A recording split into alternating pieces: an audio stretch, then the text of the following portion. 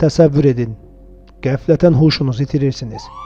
Həkimlər sizi ölü elan edir. Sevdikləriniz sizi göz yaşı içində dəfn edirlər. Amma siz hələ də sağsınız. Bu, sadəcə bir qorxu filmi deyil.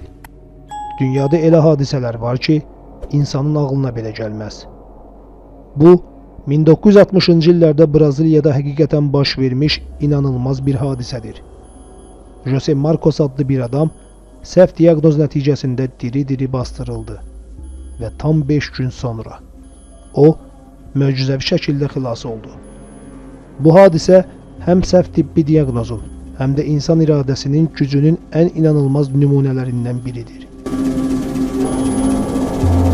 Hadisənin qəhrəmanı Jose Marcos de Silva adlı Braziliyalı bir kişidir. O, ağır xəstə idi və bir gün qəfil huşunu itirdi. Ailəsi və dostları onu xəstəxanaya çatdırdılar, lakin həkimlər onun artıq öldüyünü elan etdilər.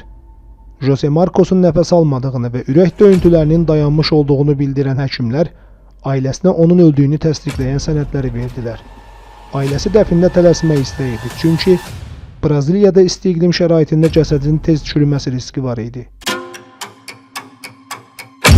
Ailə və dostları tez bir zamanda onun üçün dəfn mərasimi təşkil etdilər. Jose Marcos tabuta yerləşdirildi və torpağa bastırıldı. Lakin heç kim bilmirdi ki, Marcos hələ də sağdır. Müasir tibbdə belə hallara nadirən rast gəlmək olur. Onların ürək döyüntüləri və nəfəs almaları o qədər zəifləyir ki, adi tibbi avadanlıqlarla belə aşkar edilmir. Jose Marcos da belə bir vəziyyətdə idi və səhvən torpağa bastırılmışdı. Jose qəbrin dərinliklərində tək idi. Marcos 5 gün boyunca torpağın altındakı tabutun içində sağ qalmağa çalışdı. Onun üçün ən böyük problem hava çatışmazlığı və susuzluq idi. O, dəfələrlə qışqırmağa və tabutu döyməyə çalışdı. Lakin heç kim onu eşitmirdi. Tabutun içindəki məhdud hava tədricən azaldıqca onun vəziyyəti daha da ağırlaşırdı. Hər keçən saniyə o, ölümə daha da yaxınlaşırdı. Lakin bir möcüzə baş verdi. 5-ci gün, məzarlıq yaxınlığında oynayan uşaqlardan biri Jose Marcos'un bastırıldığı yerdən qəribə səslər gəldiyini eşitdi. Uşaq bu barədə valideynlərinə xəbər verdi və hadisə dərhal məzarlıq işçilərinə bildirildi. İlk vaxtlar bu iddiaya şübhə ilə yanaşsalar da, yerin altından gələn zəif döyüntüləri və səsi eşidəndə dərhal qazmağa başladılar. Tabut açıldığında Jose hələ də sağ idi, amma çox zəif vəziyyətdə idi. Jose Marcos dərhal xəstəxanaya aparıldı və bir neçə həftəlik müalicədən sonra tam sağaldı.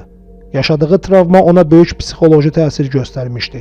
Bir müddət sonra dirilmiş adam kimi tanınmağa başladı və insanlar onun hekayəsini eşidəndə şoka düşürdülər. Bu hadisədən sonra Braziliyada tibbi diaqnoz qaydaları sərtləşdirildi. Artıq bir insanın öldüyünü elan etməzdən əvvəl həkimlər daha dəqiq müayinə aparmağa başladılar. Jose Marcos'un hekayəsi insanın həyatda qalmaq üçün nə qədər güclü ola biləcəyini sübut edən ən təsirli real hadisələrdən biridir. Sizcə, Jose Marcos'un 5 gün sağ qalması bir möcüzə idi, yoxsa insan iradəsinin sübutu? Şərhlərdə fikirlərinizi bizimlə bölüşməyi unutmayın.